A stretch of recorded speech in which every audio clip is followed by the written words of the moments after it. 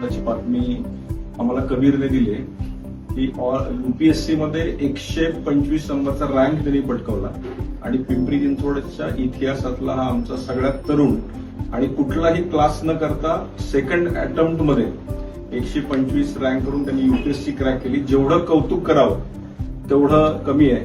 खरं तर डॉक्टर बाबासाहेब आंबेडकरांना अभिप्रेत असलेला हा आमचा सगळ्यांचा समाज हा एवढा सुशिक्षित झाला पाहिजे की कबीर सारखे अनेक जण खऱ्या अर्थानं या MPSC आणि UPSCच्या माध्यमातून समाजसेवेसाठी पुढे आले पाहिजेत. मी खरं तर तुझं कौतुक करतोच आणि मी आल्यानंतर भारावून गेलो, कारण कबीर चांगला गिटारिस्ट आहे, ड्रम पण वाजवतो, म्हणजे मल्टी टॅलेंटेड खरं तर आहे. आणि मी कबीरच्या आईचं आणि वडिलांचं कौतुक करेन.